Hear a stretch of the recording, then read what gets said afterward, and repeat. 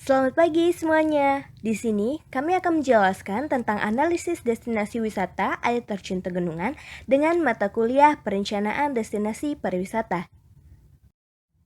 Baik, sebelum lanjut ke topik berikut, alangkah baiknya kami memperkenalkan diri terlebih dahulu sesuai pepatah tak kenal maka tak sayang. Nah, yang pertama ada Gusti Ngurastiti dengan NIM 36, Christina Risma Loviata dengan NIM 38, Angelia Stefani Kartika dengan NIM 41, Putu Cindy Ayudhya Stuti dengan NIM 42, dan saya sendiri Nikutu Tiantini dengan NIM 46. Air terjun Tegenungan merupakan salah satu air terjun yang memiliki sebuah keunikan tersendiri, seperti tempat pemandian, spot foto, dan sungai yang asri. Air terjun ini terletak di Jalan Insinyur Sutami, Kemenuh, Kecamatan Sukawati, Kabupaten Gianyar, Bali. Nah, jarak air terjun Tegenungan dari Institut Pariwisata Bisnis Internasional yaitu berjarak sekitar 28 menit jika melalui Jalan Raya Celuk, Sukawati. Analisis SWOT air terjun Tegenungan. Yang pertama, strength atau kekuatan. Kekuatan yang dimiliki oleh destinasi air terjun Tegenungan berupa yang pertama pemandangan yang indah, yang kedua dilengkapi dengan berbagai sarana seperti toilet, parkir, restoran, dan lain-lain. Yang ketiga, kebersihan yang selalu terjaga, contohnya seperti toilet. Dan yang kedua, weakness atau kekurangan. Yang pertama, jalan menuju destinasi kondisinya kurang bagus.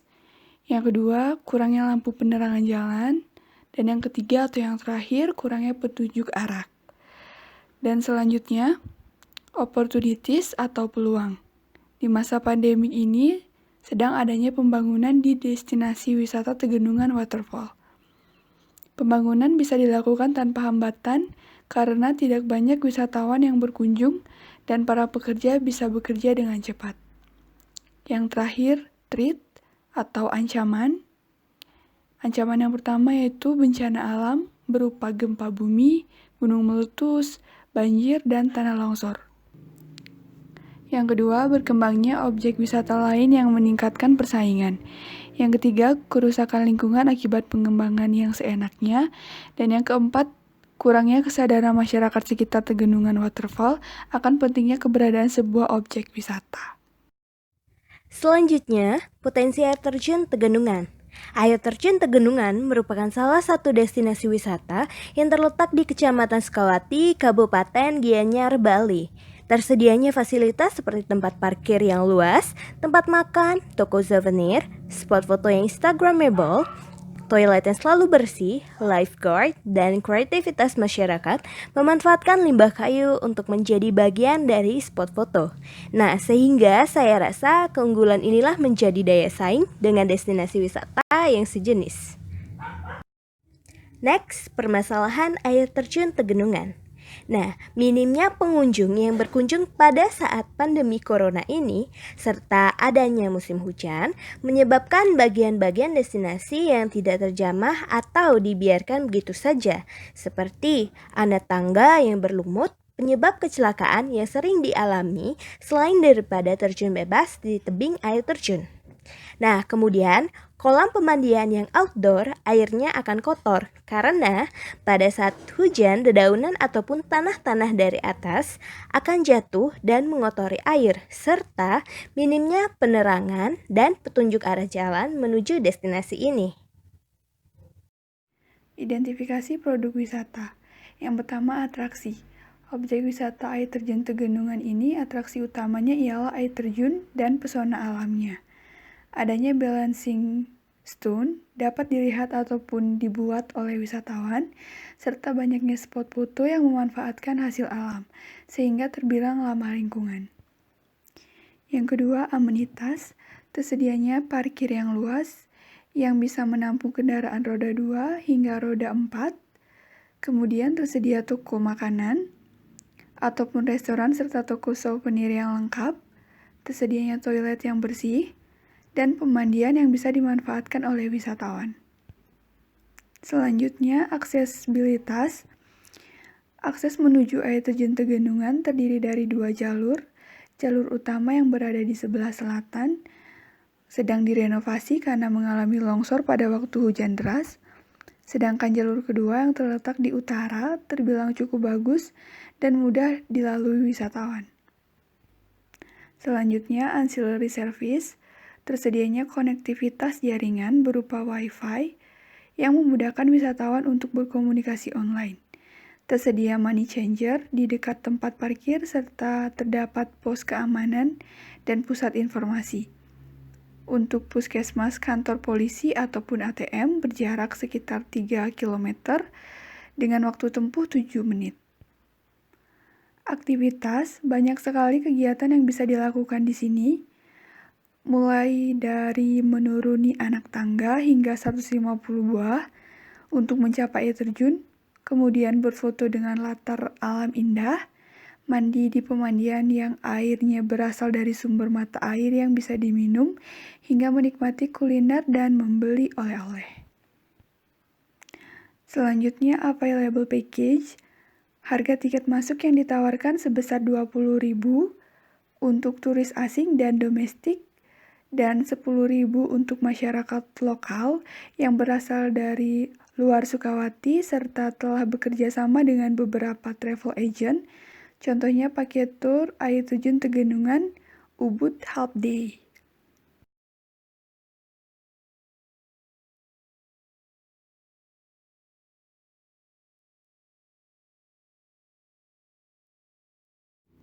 Baik, selanjutnya faktor eksternal dan internal. Yang pertama, kekuatan. Yang pertama, Tegenungan Waterfall memiliki panorama yang indah untuk dijadikan sebagai atraksi wisata. Yang kedua, tiket masuk di destinasi wisata Tegenungan murah dan terjangkau. Yang ketiga, destinasi wisata Tegenungan tersedia lifeguard yang menjaga keselamatan pengunjung. Yang keempat, destinasi wisata Tegenungan Waterfall juga memiliki seni buatan manusia seperti spot foto. Yang kelima, lokasi destinasi Tegenungan juga tidak jauh dari destinasi lainnya. Yang keenam, lokasi destinasi wisata Tegenungan dapat diakses melalui Google Maps. Selanjutnya, kelemahan. Kelemahan yang pertama yaitu destinasi wisata Tegenungan hanya menyediakan kamar mandi untuk mengganti pakaian, jadi ini sangat menghambat waktu saat ramai pengunjung. Yang kedua, kualitas kebersihan air di destinasi wisata Tegenungan sering terganggu saat musim hujan. Dan yang ketiga, sarana dan fasilitas restoran di destinasi wisata Tegenungan kurang nyaman. Yang keempat, rendahnya kebersihan karena kurangnya kesadaran pengunjung untuk membuang sampah pada tempatnya. Yang kelima, kurangnya fasilitas pengeras suara sebagai sarana informasi dan komunikasi bagi para guide dan kepala pengunjung. Selanjutnya, peluang. Yang pertama, peningkatan sarana dan prasarana di destinasi wisata Tegenungan. Yang kedua, pembangunan fasilitas yang memadai. Yang ketiga, meningkatkan jumlah atraksi wisata untuk meningkatkan minat wisatawan. Yang keempat, meningkatkan jumlah kunjungan wisatawan mancanegara maupun domestik untuk tahun yang akan datang. Yang kelima, pembuatan petunjuk jalan serta penerangan di sekitar destinasi wisata Tegenungan. Dan yang terakhir, peningkatan lapangan pekerjaan untuk masyarakat lokal. Dan yang terakhir, ada ancaman. Ancaman yang pertama yaitu bencana alam seperti gempa bumi, banjir, dan tanah longsor.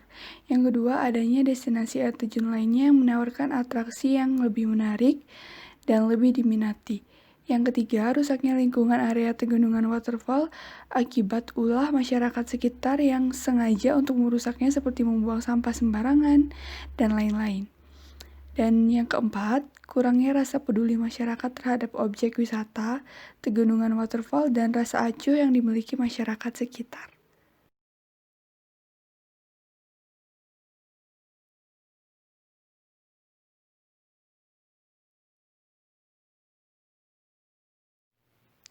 Dan terjadinya kecelakaan wisatawan karena akses menuju air terjun yang rusak dan curam, yang dapat menyebabkan wisatawan terjatuh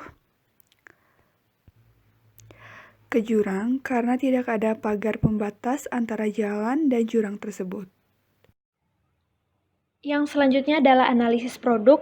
Untuk analisis produk ini, kami mengidentifikasi dan menganalisis ke-6 komponen kepariwisataan seperti atraksi, amenitas, aksesibilitas, ancillary service, dan lain sebagainya.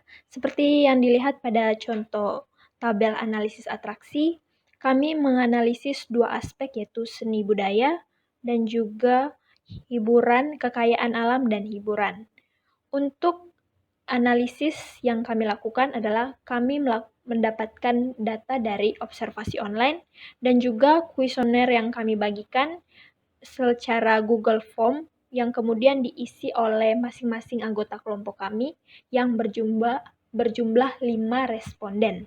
Seperti pada contoh, untuk faktor nilai pada aspek seni budaya, sejarah, dan cerita rakyat, kami melakukan indikator nilai untuk setiap analisis komponen ke-6A adalah dari indikator nilai 1, yaitu kurang, 2 cukup, dan 3 baik. Untuk perolehan nilai pada poin nomor 1 untuk aspek seni budaya, kami mendapat nilai 2, di mana daya tarik wisata memiliki nilai sejarah dan cerita rakyat, namun belum optimal. Yang selanjutnya adalah kami lakukan hal yang sama untuk pada analisis atraksinya dan juga pada analisis ke-6 produk wisata tersebut, kami melakukan hal yang sama juga, seperti yang dapat dilihat pada tabel-tabel berikut ini.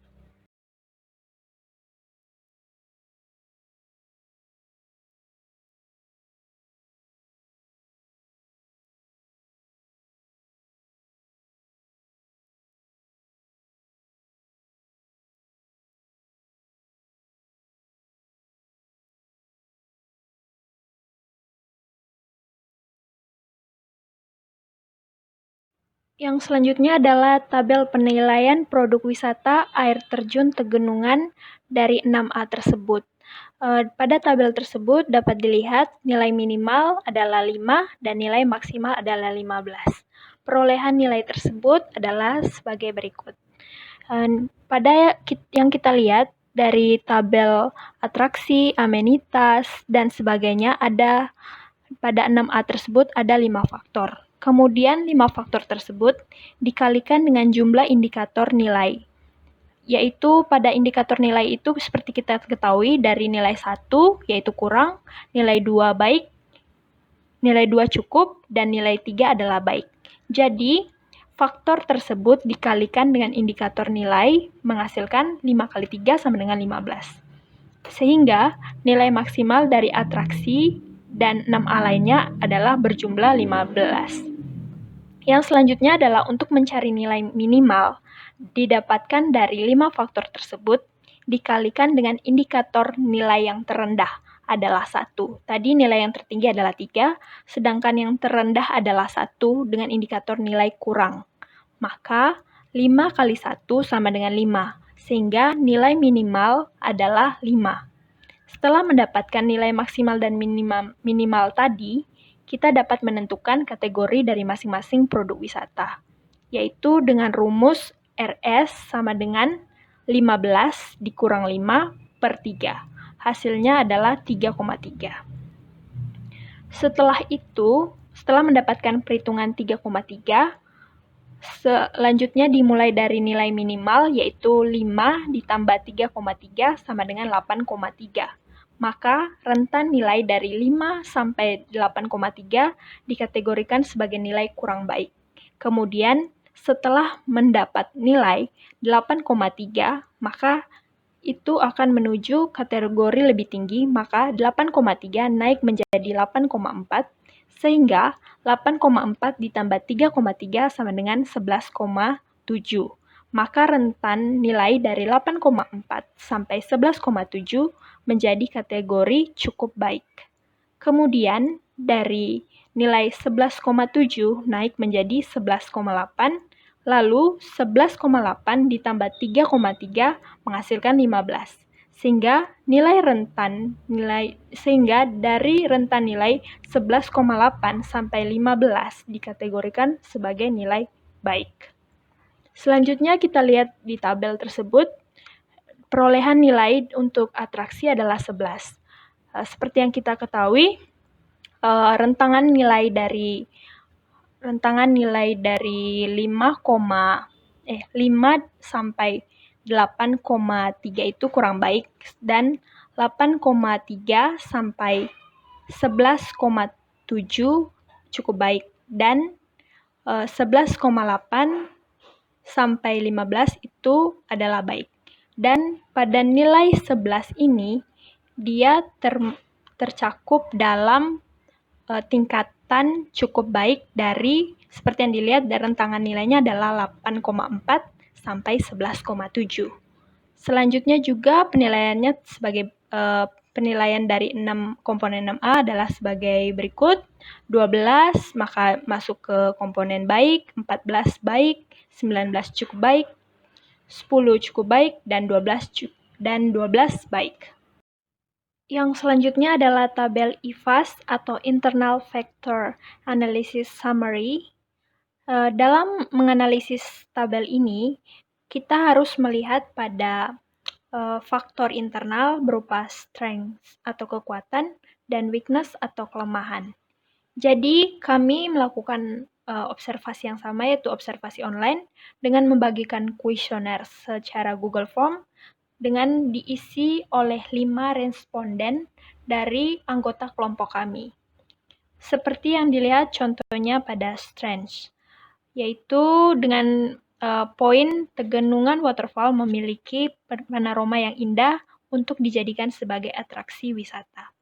Jadi dari poin ini kami mendapat jumlah nilai sebanyak 20, dengan identifikasi nilai yang kami berikan adalah 1 untuk kurang, 2 cukup, 3 baik, dan 4 sangat baik. Sehingga untuk perolehan bobot tersebut dengan rumus yaitu jumlah nilai responden per total nilai responden. Untuk total nilai responden yang kami dapatkan untuk tabel IFAS ini adalah sebesar 160. Dari jumlah keseluruhan nilai responden tersebut, dari setiap poin-poin pertanyaan kami tambahkan sehingga menghasilkan 160. Selanjutnya untuk menghasilkan bobot tersebut adalah dari contoh strength itu yang poin pertama, 20 dibagi 160 menghasilkan 0,125. Sedangkan untuk mendapatkan rating diperoleh dari rumus nilai responden per jumlah responden. Nilai responden seperti yang diketahui tadi adalah 20, dan jumlah responden yang mengisi kuesioner adalah 5 dari kelompok kami. Jadi 20 dibagi 5 menghasilkan 4. Yang selanjutnya adalah jumlah yang didapat dari bobot dikali rating. Bobot yang diketahui adalah 0,125 dikali ratingnya yaitu 4 menghasilkan 0,5. Untuk poin-poin selanjutnya juga dilakukan dengan cara yang sama. Yang selanjutnya dilihat dari indikator weakness. Untuk weakness juga melakukan rumus yang sama. Untuk bobot yang kami peroleh untuk weakness adalah nilai respondennya sebesar 12, lalu total nilai responden adalah 160. Jadi untuk rumus bobot adalah jumlah nilai responden per total nilai responden. Jadi 12 per 160 menghasilkan 0,075. Selanjutnya untuk mendapatkan rating diperoleh dari nilai responden per jumlah responden. Nilai respondennya adalah 12 per 12, nilai responden adalah 12 dan jumlah respondennya adalah 5 orang, jadi 12 per 5 menghasilkan 2,4 untuk rating. Selanjutnya adalah jumlah, diperoleh dari bobot dikali rating. 0,075 dikali 2,4 menghasilkan 0,18. Yang selanjutnya masih sama di tabel IFAS. Untuk jumlah dari bobot, seperti aturannya adalah tidak boleh melebihi 1 dan keseluruhan jumlahnya itu harus menghasilkan 1. Jadi setelah diperoleh dari kalkulasi nilai tersebut menghasilkan nilai 1. Dengan perolehan nilai 1 itu diperoleh dari subtotal dari strength ditambah dengan subtotal dari weakness. Subtotal dari strength yaitu 0,575 ditambah dengan subtotal dari weakness adalah 0,425 sehingga menghasilkan nilai 1. Selanjutnya setelah memperoleh semua nilai tersebut, selanjutnya adalah menjumlahkan jumlah dari perolehan nilai dari bobot dikali rating tersebut. Dari subtotal jumlah nilai untuk strength adalah sebesar 2,13. Selanjutnya untuk weakness, subtotal nilai jumlahnya adalah 1,16 sehingga ketika ditambah akan menghasilkan nilai 3,29. Yang selanjutnya adalah tabel EVAS. Tabel EVAS juga perhitungannya sama seperti tabel IVAS tadi. Seperti contohnya untuk opportunities pada poin pertama, peningkatan sarana dan prasarana di destinasi wisata Tegenungan. Untuk perolehan nilai tersebut kami dapatkan dari observasi online lewat Google Form dengan nilai dari responden adalah 15 dan jumlah total dari nilai responden tersebut adalah 145. Selanjutnya untuk bobot didapatkan dari jumlah nilai responden per total nilai responden. Jumlah nilainya tadi adalah 15, per totalnya adalah 145, sehingga didapatkan 0,103 dan seterusnya. Selanjutnya adalah rating, yaitu nilai responden per jumlah responden. Nilai responden tersebut adalah nilainya tadi sebesar 15, per totalnya itu adalah 5 orang, jadi 15 per 5 menghasilkan 3 untuk rating. Selanjutnya adalah jumlah rating dikali bobot, yaitu 3 dikali 0,103 dan sekian-sekian menghasilkan 0,310 dan sekian-sekian. Selanjutnya, seperti pada tabel IVAS tadi, untuk bobot, perolehan dari bobot opportunities untuk subtotal opportunities ditambah subtotal trade harus menghasilkan nilai 1, sehingga dari kalkulasi nilai yang telah kami buat menghasilkan nilai 1 untuk total dari bobot. Sedangkan untuk jumlah yang diperoleh dari nilai bobot dikali rating dari subtotal opportunity sebesar 1,867 dan sekian-sekian ditambah dengan subtotal dari 1,099 untuk trades-nya menghasilkan total 2,966. Itu adalah nilai total untuk tabel EVAS.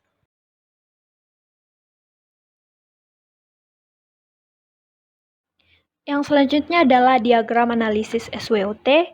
Untuk melakukan diagram analisis diagram SWOT tersebut, kita dapat melihat tabel IVAS dan tabel EVAS.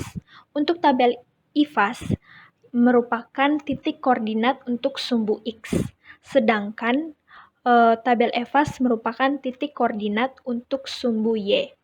Seperti yang kita ketahui, untuk tabel IVAS diperoleh skor total kekuatan adalah 2,13 dan skor kelemahan adalah 1,16. Dan untuk tabel EVAS diperoleh skor peluang adalah 1,86 dan skor total ancaman adalah 1,1 atau 1,10. Untuk mencari titik koordinatnya dapat dicari dengan rumus. Yang pertama adalah koordinat analisis internal sumbu X diperoleh dari skor total kekuatan dikurang skor total kelemahan.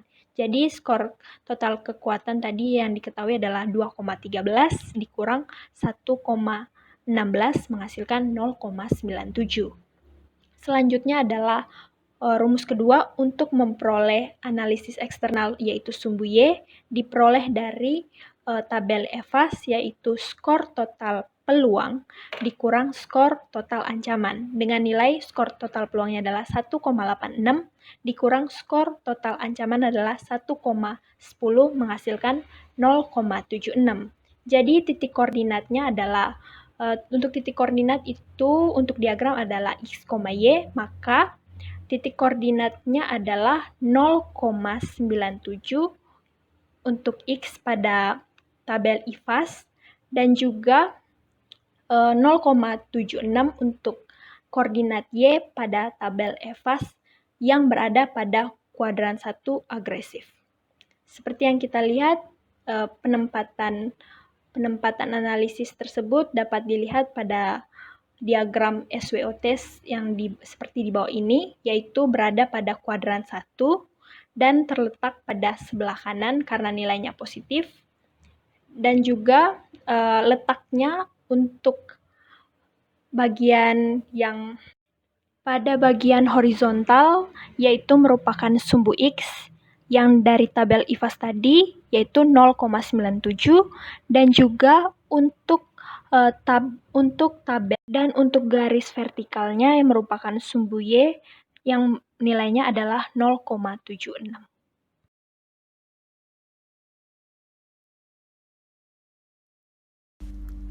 Diketahui berdasarkan diagram bobot dan rating, daya tarik wisata Tegenungan Waterfall Bali saat ini berada pada kuadran 1, yaitu mendukung strategi agresif. Strategi agresif yang diterapkan adalah memanfaatkan peluang dan kekuatan yang dimiliki oleh daya tarik wisata Tegenungan Waterfall Bali semaksimal mungkin dalam mengembangkan produk wisata.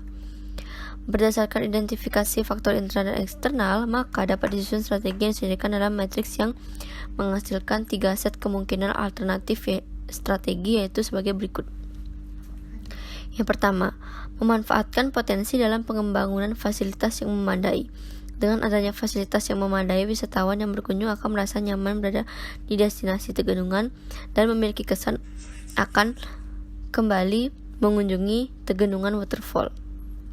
Yang kedua, Tegenungan Waterfall memiliki panorama yang sangat indah, dan dengan adanya potensi ini, maka destinasi Tegenungan tidak harus khawatir dengan adanya waterfall lain yang dikatakan lebih indah, karena kenyataannya destinasi Tegenungan juga memiliki keindahan tersebut dan juga dilengkapi dengan fasilitas yang layak untuk digunakan. Dan yang terakhir yaitu destinasi Tegenungan merupakan destinasi yang dimiliki oleh masyarakat setempat dan dikelola oleh masyarakat setempat. Dengan ini maka adanya peluang dalam memberikan pekerjaan atau membuka lapangan pekerjaan untuk masyarakat lokal. Hal ini sangatlah berguna untuk mengurangi pengangguran di wilayah sekitar destinasi Tegenungan dan membantu mereka untuk meningkatkan pendapatan ekonomi dan mampu mensejahterakan kehidupan masyarakat lokal.